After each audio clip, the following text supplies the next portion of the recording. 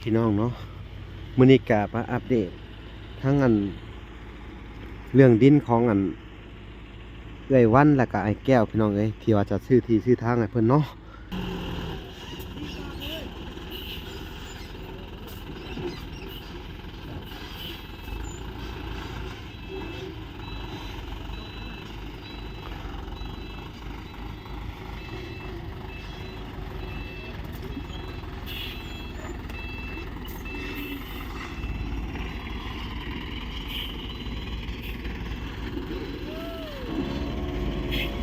ให้ไอ้แก้วเพิ่นก็โบกรถให้เขาอยู่พุ่นพี่น้อง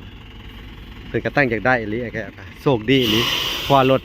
รถนี่เพิ่นก็สิได้เมื่อบ้านแล้วถือว่าเป็นความโชคดีของเพิ่นเนาะพี่น้องเอ้ยเป็นไดความรู้สึกที่ได้มาอยู่นี่ดีใจดีใจบ่โดย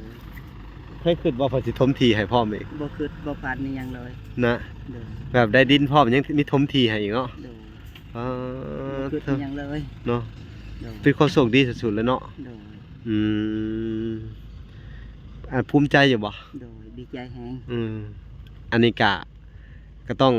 ขอบุญขอบคุณผู้ใหญ่เพิ่นทางช่องบ่อพรเด้อโดยที่ว่าเพิ่นสนับสนุนมาแล้วก็ช่วยเหลือชุมเจ้าเด้อโดยขอให้เพิ่นเนาะมีหยังที่อยากเว้ากับเพิ่นบ่อยากขอบคุณเพิ่นบ่เลยนะเอา สบายดีเด้อพ่อใหญ่ใจดีเด้อที่มาช่วยเหลือลูกหลานอันถ้าบ่มีพ่อใหญ่ใจดีช่วยก็บ่มีหยังแล้วคือเห็นแล้วแหละโดยบ่คิดบ่ฝันว่าสิได้แบบนี้โดยให้ร่ำให้รวยพ่อใหญ่ดีโดยหาหยังก็ให้ได้โดยให้ได้กว่านี้อีกเด้อสาธุโดยพี่น้องเอ้ยอันนี้ก็เพิ่นก็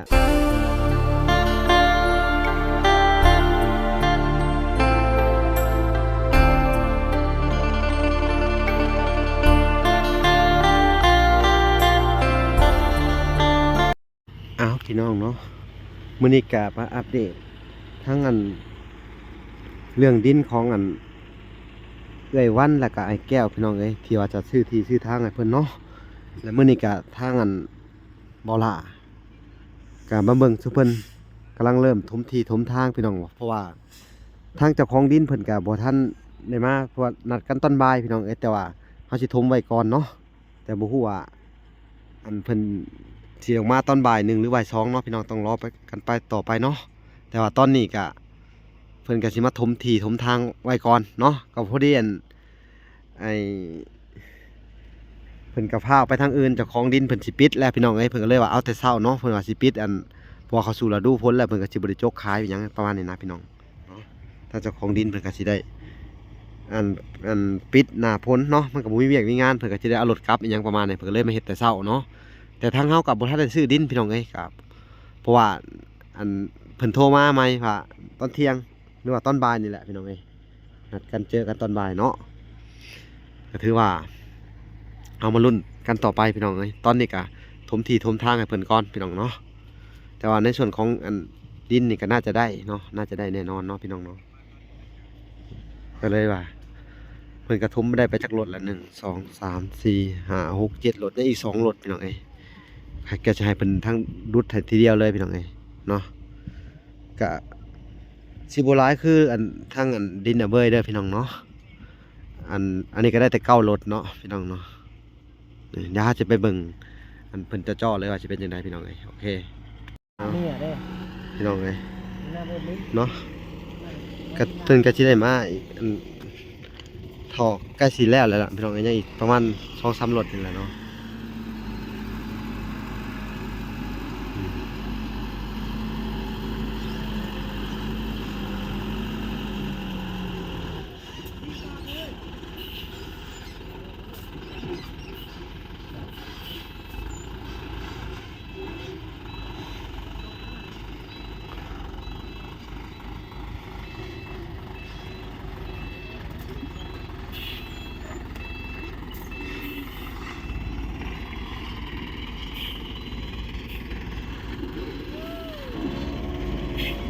ให้ไอ้แก้วเพิ่นก็โบกรถให้เขาอยู่พุ่นพี่น้อง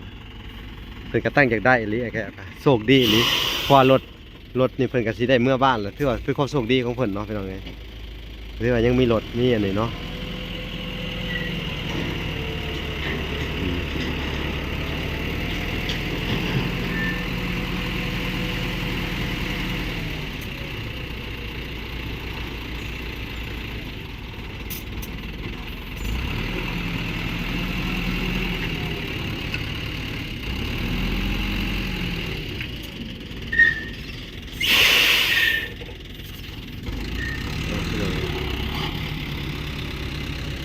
ไอ้แก้วเพิ่นก็ขยันได้พี่น้องเอ้ย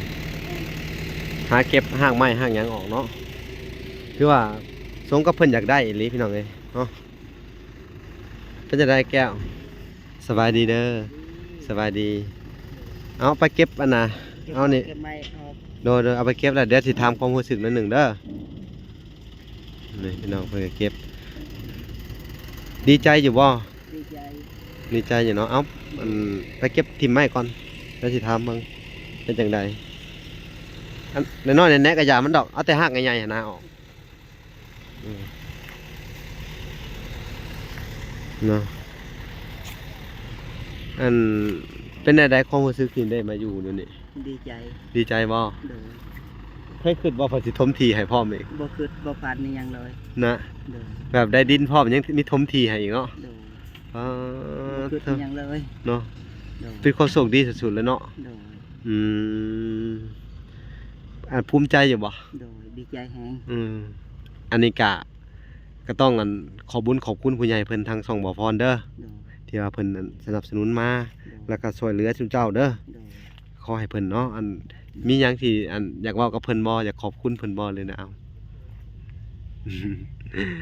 สบายดีเด้อพ่อใหญ่ใจดีเด้อที่มาช่วยเหลือลูกหลานหันถ้าบ่มีพ่อใหญ่ใจดีช่วยก็บ่มีหยังแล้วคือเห็นแล้วแหละ โดย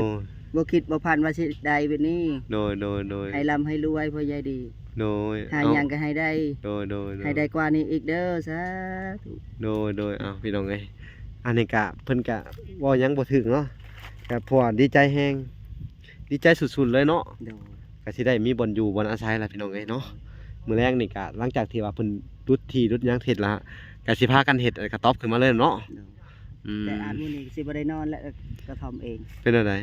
การมันเช้าก็ยังบ่ได้ตักก็ยังก็บ่ได้เฮ็ด โอ้ได้มันหลายคนช่วยกันน่าจะแล้วอยู่เด้อ แต่บ่แล้วก็สินอน อืม มาระเบยก่อนนอน นอนนอนในตรงในเตียงก็ได้นอนเป็นหมู่กันบ่ยากหรอกเนาะ โดย ก็ถือว่าเข้ามาฮอดปีแล้วก็เครื่องของเจ้าก็อยู่สิอยู่นั่นแหละ โดย แต่ก็สิพยายามเฮ็ดให้มันแล้วนะภายในมื้อนี้แล้วไว้อยู่ดอกพี่น้องก็สิได้นอนอยู่ ทางบ่าวพรว่าสิหาสร้างจักคนหนึงนะ อืม ให้เหมาะเฮ็ดซอยน่ะนะ แม่น ได้ยิน เพิ่นเว้าอยู่บ่ เพิ่นถามโดย อันได้พ่อได้จับได้นั่นนำแน่เนาะ โดย แม่นอยู่ บอกกับเว้ากับอายนั่นสิมาส่งนั่นกับพระนั่นก็สิออกไปนาอีก อืม อันนี้เลย อันน่ะคืออ้ายหรือพี่หรือน้องเฮาคนนั้นน่ะ เป็นพี่เป็นน้องกัน ลูกพี่ลูกน้องเนาะ โดย แบบซั่นว่ากับพี่น้องกันแหละไปพี่น้องเอ้ย โดย เจ้าอาจสิเป็นลูกลูกทาง แต่ผู้นั้นเอิ้นอันนี้อายเด้ เจ้าเป็นอ้ายของเราเป็นน้องซั่นว่า โดยให้ แม่ของเราเป็นน้องพ่อเจ้าเนาะ โดย นั่นแหละก็คือเขาเอิ้นว่าคือหมายความเขาสิไล่ตามพ่อตามแม่นะ แม่น คือว่าอ้ายเป็นผู้ใหญ่ครับแม่ของเราเป็นน้องแล้วก็สิฮ้องเจ้าอ้ายก็ถึกแล้วเนาะ นั่นแหละเห็นได้ใส่รถก็ได้รถเขานั่นแหละบอกกับรถแถวบ้านก็เฮาก็ของชาวบ้านเฮาก็บ่กล้าแล้ว เพิ่นก็บ่ให้เฮาดอกเนาะเขาบ่จ้างอย่างนี้หรออันนี้ก็ให้เพราะน้ำมูกน้ำมันซื่อๆแม่นบ่ แม่น อืม แต่เฮาให้เงินดำแสนเขาก็บ่ไปดอกรถคนอื่น โอ้ เป็นรถเขาอยู่แล้วเนาะ เนาะ เขาก็ว่าค่าเวียกไปนู่นไปนี่ แม่น อันนี้ก็เตือก็เฮารถบากไว้เติมน้ำมันก็มีน้ำมันเขาคือเมื่อวานนี่ก็บ่ได้เติมเนาะออกไปดงเติมแต่ตอนออกมาพี่นั่นแหละ โดย แต่เขาหน้าปลาใสกินน้ำเขานั่นแหละ เนาะตะกี้เห็นไหนโอ้มาเวลาเครื่องของเขาก็แบ่งให้เพิ่นอยู่บ่ แบง พวกของอยู่ของกินได้ โดย โดยแต่ว่าต้นในสิ่งที่ตัวใดเพิ่นมีแล้วเขาก็บ่ได้แบ่งเนาะ โดยแม่ ก็บ่เป็นหยังนั่นแหละตามนั่นแหละก็มีแต่ว่าตัวใดที่เพิ่นมีแล้วเขาก็บ่ได้แบ่งถ้าเพิ่นบ่มีเขาก็ให้เพิ่นนํตัวใดที่ซื้อไปสมมุตินะ โดย เนาะเพิ่นว่าได้เฮาสิมาอยู่ข้างนอกนี่เพิ่นก็ดีใจนํบ่ ดีใจนำเขาบาทเดียวสิ อืม มายามเด้อมารถไป ก็มาลิ้นเนาะเบิ่งนำกันและพี่น้องเนาะจะสิว่าจังได๋ แม่น เนาะพี่น้องเอ้ยอัน เขาก็ว่าอย่าทิมกันเด้อ โดย ญี่ปุ่นเห็นได้ปี เออ พอแล้วสิทิมกันยังเนาะ เออ เป็นยังคือเก่านั่นแล้ว เพิ่นก็สิดามแหละพี่น้องเอ้ยเนาะก็น่าจะเป็นบ่ฮู้ว่ารถที่เท่าไหร่เนาะ2 4 6 7 8 9 9แล้วพี่น้อง เก่า เอ้ย รถ เออ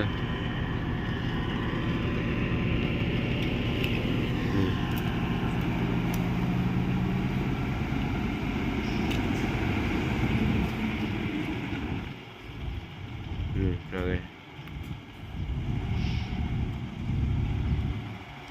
แล้วก็เพิ่นก็สิอันพอร์ตให้พี่น้องเลยเพื่อดุดอันแป้งหน้าให้เนาะ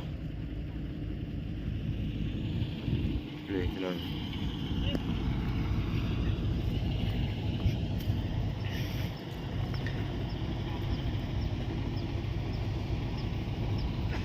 เพิ่นก็สิดุดมาแบบสิแหละพี่น้องนี่ดุดมาตามขอบเขตที่ว่าในเนื้อที่ดินนี่แหละพี่น้อง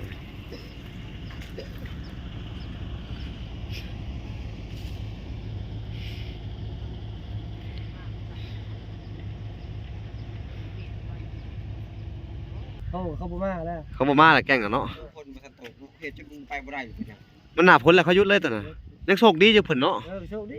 เออที่เขามาทันเนาะไปบอกก็ได้มาปรับเลยเนาะอันนี้ที่จริงก็ยังบ่ทันได้ซื้อทำได้ดินนี่ เพราะว่าอันทุเจ้าเผาว่าอยากเมื่อก่อนก็เลยเอาก่อนซะให้มันแล้วเนาะเอากระยามันก็เฮาก็ได้อันนั้นก็สวัสดีว่าพรสวัสดี ลูกเขาบ่ขาย สวัสดีว่าอัน สมที สิบ่ได้ทมที่เขาฟรีบ่ล่ะ บ่ขายเลยเด้อผู้ใหญ่ยังฮุบเอาไปแล้วเอาไปรถขายครับ ให้ฮุบออกเองนะ ออกรถเขาบอกบ่ให้ป้าได้ดินข่อยอีก เอาแล้วมันก็แย่ได้แบบสิเนาะพี่น้องนี่เฮาคิดกันล่วงหน้าเนาะพี่น้องเขาเว้า คือเฮาคันบ่ขายว่าบ่ให้มูฮุบนะ เออ ถ้าบ่ทมเลยให้อยู่เลยซะ อันนี้คือการ หยอกกันซื่อๆ ว่าหยอกกันน่ะขาดคะเนกันไว้ซื่อๆพี่น้อง แซวกันลิ้นเนาะ เพราะว่า แซวกันเลย แต่จังได้ก็ได้แหละพี่น้องเพราะว่าทั้งเฮากันได้ตกลงสิซื้อของเพิ่นอยู่แล้วนะ เอารถสุดท้ายนี่เนาะ พี่น้อง ยังมีการส่งอยู่ในบ้านนำบ่ นี่ ยังพอเท่าโลสิเอาเอง นี่พี่น้องเอ้ย ก็สิไปทบมือปั่นเนี่ย โอ้โกดังเพิ่นว่าเฮ็ดใหม่ตัวน่ะแม่นนะเพิ่นสิเฮ็ดแล้วยังบ่สรุปก่อสร้างเนาะ บนนั้น อืม บนโตเข้ากอกำแพงเขียนบ้านผัก เออ คนจุดซุ่มมันยังบ่มีบ้านผักได้แขกต่างดาวชาวต่างเมืองมาบ่มีบ่นอนน่ะ โอ้แม่นความเพิ่นอะไรเพิ่นคิดถึง นี่แล้วดูสิแล้วมาก็บ่มี แม่นแม่นแม่น มั พี่ น น้อง อยู่เถอะคันมันพี่น้องมันผักว่าเขาไปผักมันสบาย เพิ่นบอกเพิ่นสิทมแป้นๆฮะว่าโกดังได้สักโกดัง ทั้งบนโกดังบนเรื่องๆเด้ เออ โกดังเรื่องนั้นโตอันนั้นเด้บนเข้ากอกำแพงเด้ โดย บ้านผักไว้ฮะ เอ้าพี่น้องเอ้ยกะสิเบิ่ง อีก4-5ปีก็สะดวกแล้ว ในเนื้อที่ของอันดินนี่แหละพี่น้องเอ้ย แขกมากก็ง่ายอยู่แล้วบัดนี้ ต่อไปก็ได้ก็สิให้ทางอันเจ้าของดินแล้วก็ชูเฮาก็สิมาวัดกันในนี่แหละพี่น้องเอ้ยว่าสิอันได้ปานใดหลายปานใดพี่น้องแต่ที่แน่ๆก็คุยกันว่า18คูณ15อีหยังประมาณนี้แหละพี่น้องเอ้ยเนาะก็ถือว่า อาจจะเป็นรถสุดท้ายพี่น้องเอ้ยมื้อนี้เพิ่นสิมาถมแล้วก็เบิ่งก็สิรูดให้คือว่าแหละ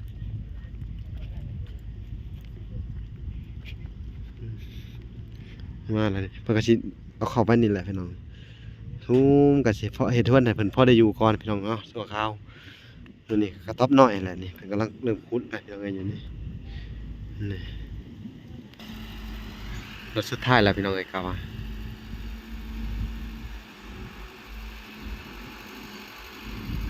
พี่น้อง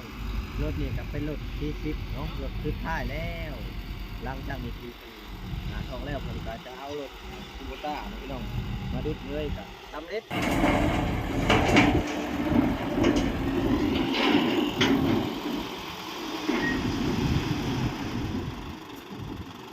รถสุดท้ายเนาะหลังจากนี้ผมจะปั๊บเรื่อยๆดูแลเพียงเซ็ตในการผมที่ของไอ้แก้ว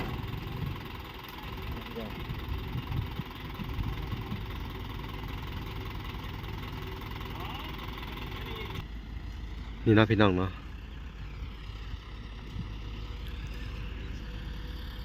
เพิ่นก็จะได้พอร์ตต่อไปเนาะพี่น้องดุดถมแจนั่นแจนี่เนาะพี่น้องเนาะตัวนี้ก็น่าจะปล่อยเป็นห้องบ่หรือจะเป็นห้องน้ำเนาะมันไหลไปถึงออกไปพี่เนาะพี่น้องเนาะเบิ่งกันไปว่าจะเป็นอย่างไรพี่น้อง ไอ้แก้วแล้วคนการจับปั๊บหน้าดินให้มันเที่ยงเลยพี่น้องเนาะไอ้แก้วคนเ เลยพี่น้องเลยเจ็บที่นี่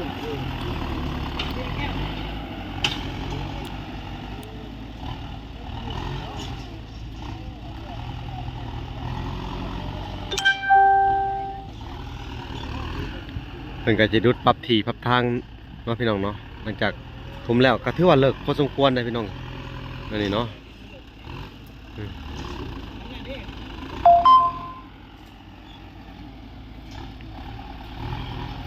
เอ้าพี่น้องเอ้ย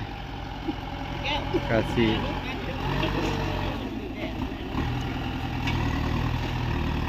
เบิ่งกันไปเรื่อยๆพี่น้องเอ้ย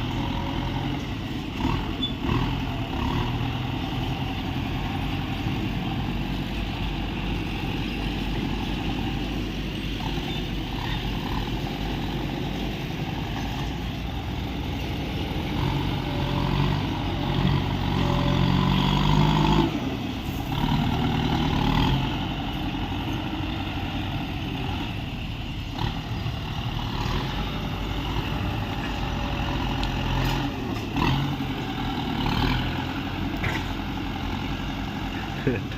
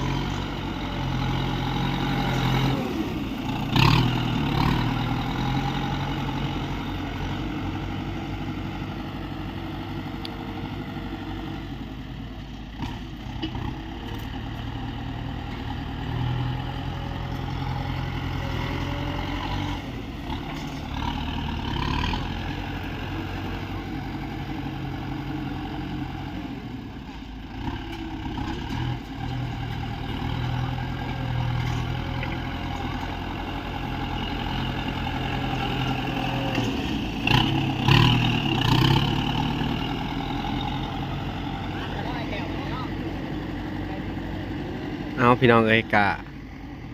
เพิ่นกะสิได้รุดเสร็จแล้วล่ะพี่น้องเนาะทางบ่อลากะสิได้จบก่อนพี่น้องเอ้ยเนาะก็สิติดตามมัน